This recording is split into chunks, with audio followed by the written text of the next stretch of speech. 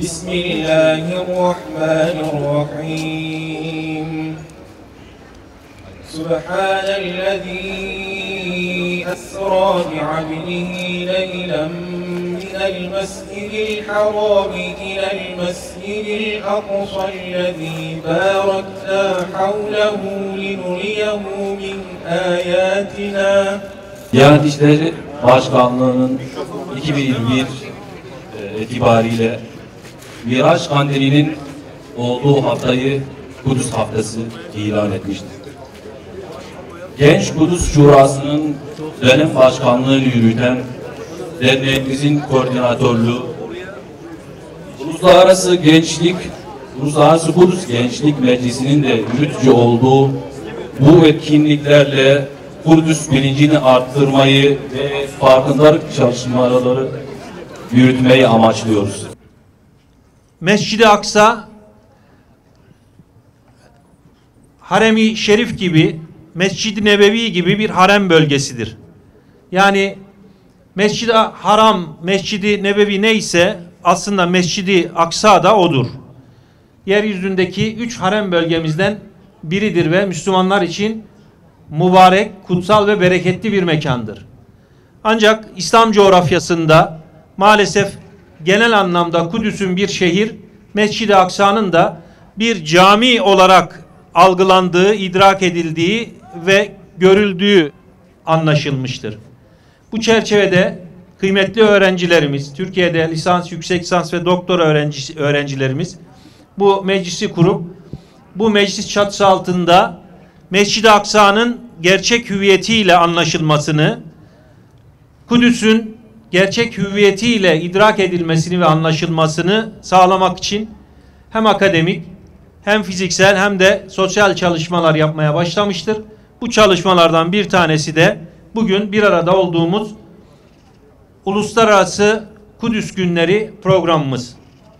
Kıymetli Hazirun, bu programımızda özellikle Mescid-i Aksa'nın bütün detaylarını öğrenebileceğiniz hem fiziken hem de sunumlarla öğrenebileceğiniz mekanlar oluşturduk size. Özellikle Minya Kudüs tırımızı ziyaret etmenizi arzu ederiz. Dünya Kudüs Haftası'nın tekrar hayırlı olmasını Cenab-ı Allah'tan niyaz ediyorum. Burada oluşumuzun temelde 2 manası var. Bu faaliyetleri, bu etkinlikleri düzenlememizin kamuoyuna, bütün insanlığa ve aslında nefsimize, kendimize barındırdığı 2 önemli mesaj var. Bunlardan bir tanesi, bildiğiniz üzere yarın gece itibariyle Miraç Kandili'ni idrak edeceğiz. Mirac-ı Nebi, Peygamber Efendimiz Aleyhisselatü Vesselam'ın Mescid-i Haram'dan Mescid-i Aksa'ya bir gece yürüyüşü İsra ile oradan göklerin katına yükselişi ve miracı içeren o mübarek geceyi yarın inşallah hep birlikte tespit edeceğiz, anacağız ve anlamaya çalışacağız.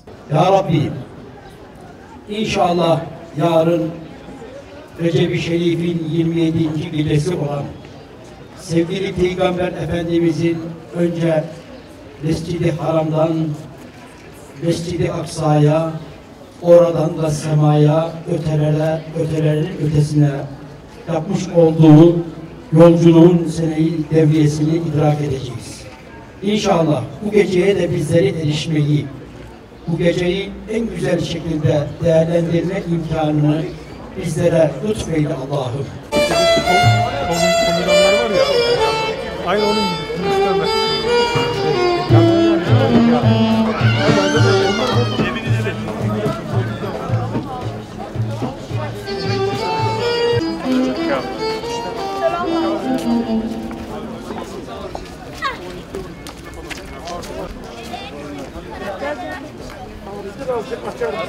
Ama birinci sırada para Mirza 4. sıra.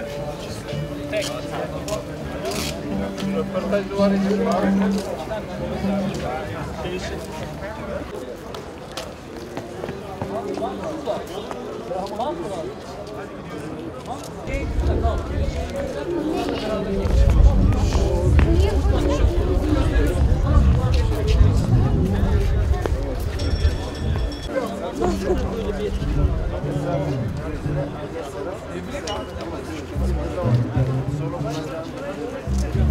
Değil mi?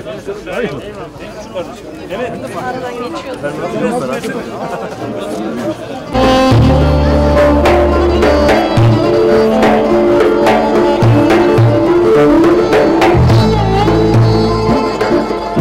Selam sana ey Nebi, yüzlerce selam, binlerce selam. Selam sana, aşıkların kanağı. Selam sana, sevdalılar durağı. Selam, Mekke'nin bülbülü, Medine'nin gülü. Selam sana, Mescid-i Aksa'nın sahibi.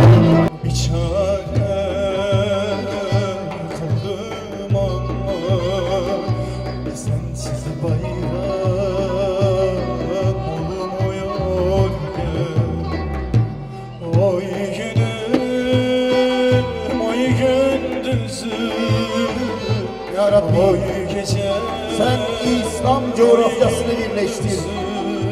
Allah'ım tek vücud eyle bizleri. Esir olan Kudüs'ü kurtar. Müslümanların birliğiyle, Müslümanların dirliğiyle sen senin yolunda koşanlardan eyle bizleri. Sen senin yolunda hizmet edenlerden eyle bizleri. Sen senin yolunda şehit olanlardan eyle bizleri. Sensiz ben çok yalnızım. Sensiz bayram olmuyor gel. Oy günüm, oy gündüzüm, oy gecem, oy yıldızım. Artık umut nedir ve ümit sevda şehadet benim. Ne gülümser canım benim, bir sofradan yer şehit tahtında.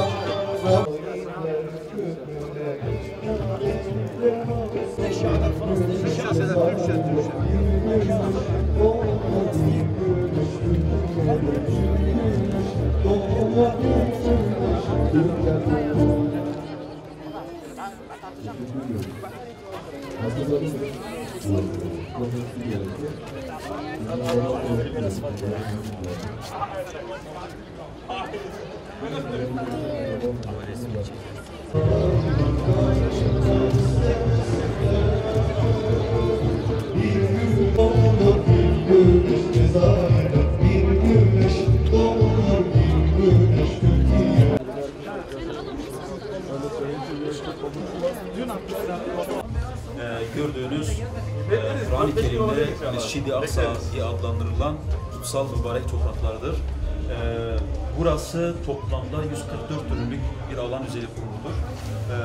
Peygamber döneminde tabi surlar vardı ama şu gördüğünüz yapıların tümü İslam döneminde yapılan yapılar. Örnek veriyorum, Peygamber sallallahu aleyhi ve sellem miraca çıktığı muallak taşı tam bu Kubbetü Sahra mescidinin altında, kubbesinin altında bulunmakta.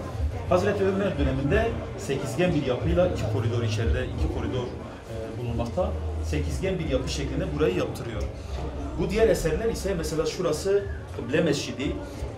Kıblenin tam merkez noktası burası. Peygamberimizin imamlık yaptığı, peygamberlere imamlık yaptığı nokta burası. Ayrıca buranın bir diğer önemi Selahaddin Eyyubi dönemi, biliyorsunuz. Fetihten önce Şam'da bir marangoz Aksa minberini yaptırıyor. Burası fethedildikten sonra Selahaddin Eyyubi buraya o minberi taşıtırıyor. Ancak burası 1967'de İsrailli Avusturya asıllı bir Yahudi tarafından burası yakıldı. Maalesef 10 minberimizi tamamen kaybettik. Sonradan bir benzerini yapmaya çalıştık. Şu gördüğünüz Mervani Mescidi, buranın en büyük mescidi, namazgahı burası.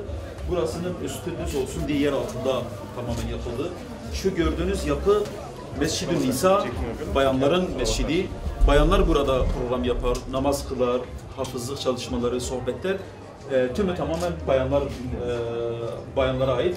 Şurası Kayıp Bey Sebili var. Ayrıca burada biz bu oranı biraz daha küçülterek yaptırdık. Bu tüm 144 dönümlük alanın içinde 200'e yakın eser bulunmakta.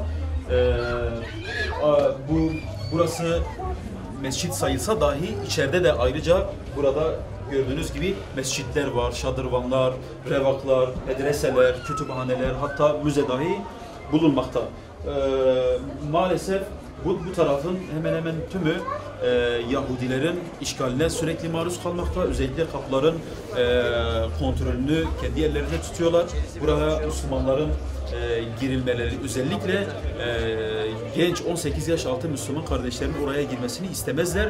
Niye? Çünkü 18 yaşına kadar o mücadele ruhu, oradaki atmosferi teneffüs etmesin. 18'den sonra artık o hassasiyeti pek fazla kalmaz bilinciyle burayı sık sık kontrol etmeye çalışıyorlar.